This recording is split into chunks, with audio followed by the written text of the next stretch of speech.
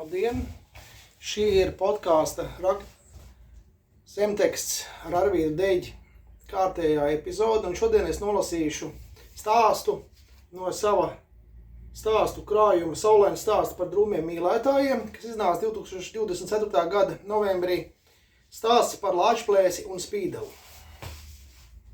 Nakts pār Latviju nolaidās melna un noslēpumaina, un mežais Burtnieku ezera šita pilni senču čukstiem. Spīdeli krāšņi un bīstam kā pati nakts, traucās pāri laukiem un mežiem, jājot uz raganu sabata bluķa.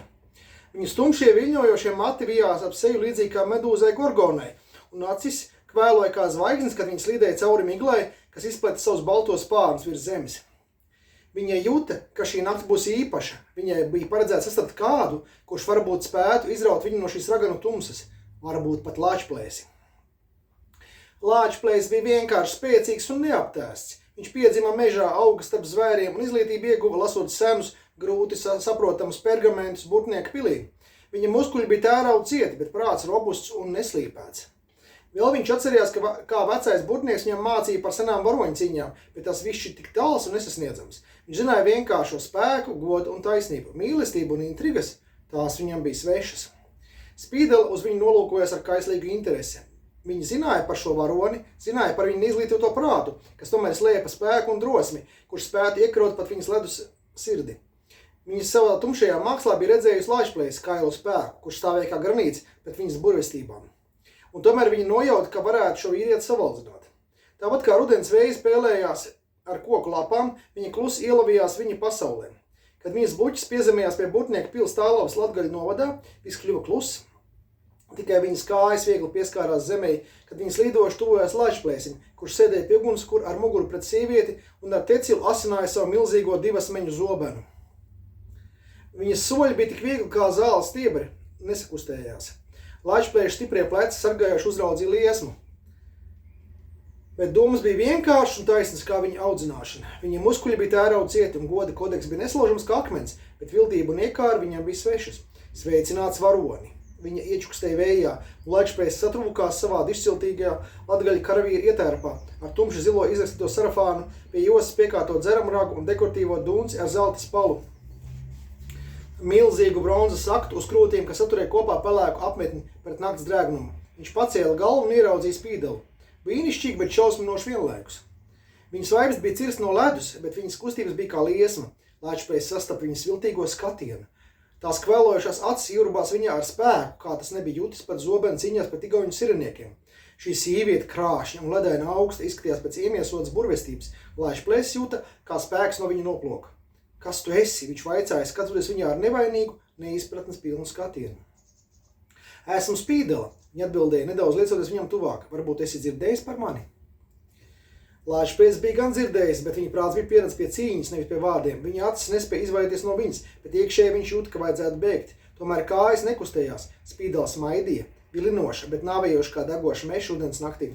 Tu esi varonis, viņa sacīja, noglastot viņu vaiga ledus augstiem pirkstiem. Bet cik ilgi tu vari palikt viens, klīstot starp pasaulēm, kuras nekad pilnībā nesapratīsi? Pasaule mainās. Taču vēlies izzināt, cik daudz spēka tevī patiesībā mājo. Lāčplēsis jūta, kā viņa neapvaldīties milžu spēks gaist, it kā visas pasaules smagums nu būtu uz viņa pleciem. Viņš gribēja sacīt kaut ko prātīgu, bet viņa mēle sasaistījās. Spīdeles balss bija medaina un viltīga. Tā izskanēja viņa ausīs kā dziesma, ko viņš nekad nebija dzirdējis, bet dziļi sirdī saprata. Tu esi vairāk nekā tikai tavi muskuļi, viņa turpināja. Tava lāčplēša sirds un prāts slēp spēku, kas būs nepieciešams tavas tautas, latgaļu piļu un ciemu aizstāvībai. Viņa pieskārās muskuļotai un zīslotai karavīra rokai, un lāčplēsis sajūt to dziļu vilinājumu, kas lika viņam piecelties un sekot viņai. Bet viņš atcerējās viedā Burtnieka, savu garīgā skolotāja vārdus, seno gudrību, kas māca atturēties no kārdinājumiem. Tomēr Spīdeles vārdi un maigi viltīgie skatieni bija spēcīgāki par viņu ierobežoto saprātu. Un tā nu viņi stāvēja robustais, naivais lāčplēsis, kurš visu savu dzīvi cīnījies ar zobenu, gatavots kādai nezināmai misijai, un viltīgā Spīdele, kur zināja, kā spēlēties ar vīriešu sirdi un prātu, kā ar arfas stīgām. Viņi stāvēja, piekļaujušies viens otram, kā uguns un akmens, un kamēr ugunskurs lēnām apdzisa lietu, kas bija sācis rasināt, Spīdele saprata, ka, lai gan viņa spēja viņu kārdināt, viņa nekad nevarēs pilnībā viņu pakļaut. Šajā mirklī no Burtnieku pils izskrēja laimdota, mežonīga, izmisusi un dusmīga. Viņa desoja pie dziestošā ugunskura un ieraugot Lačplēsi un Spīdela stāvam kopā izkliedza. Viņš pieder man, Spīdela, viņš ir mans, jo tā iecerējis vecais burtnieks. Viņas balss strīcēja un viņas izmisuma pilnās acis zibēja. Viņas nedās pēc Lačplēša, bet viņas plauksti rebēja. Spīdela tikai nicinoši noskaties uz Laimdotu, it kā viņas trakošana būtu gluži paredzama. Viņa nemikli nešaubījās un itinot Lačplēsi savās ledus augstajās rokās ar pārliecību paziņoja. Lačplēsis ir brīvs vīrs, neviens viņu nepiespiedīs būt, kur viņš negrib būt. Tad viņa šķiet ar kādas joda maģijas palīdzību pacēla savu bluķi un ar vienu veiklu kustību uzsēdināja Lačplēsi sev aizmugurē. Laimdot izmisīgi izstiepa rokas, lai apturētu viņus, bet bija jau par vēlu. Bluķis pacēlās debesīs kā melns lidojošs kuģis bez mastiem, un ar Lačplēsi un Spīdelu uz tā virs Burtnieka ezera laidās nakts zelnē, zilajos tālē izzūdušos apvāršņos.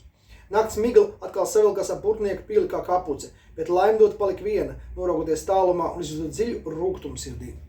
Viņa bija zaudējusi Spīdelai pirmajā sieviešu cīņas raundā. Tas bija stāsts Spīdela un Lačplēsis no mana krājuma Saulēns stāsts par drūmiem mīlētājiem ar Čelentāno un Ornelu Muti uz vāka. Šo grāmatu vislabāk un vislētāk iegādāties mūsu apgāda Latbuks EU internetveikalā, bet viņu var meklēt arī gan Globus tīklā, gan arī Valters Rapa veikalos. Lai jums patīkama lasīšana, pavasaris ir īso stāstu laiks. Šodien jūs bijāt kopā ar mani, Arvīdu Deģi, manā zemtekstā. Paldies!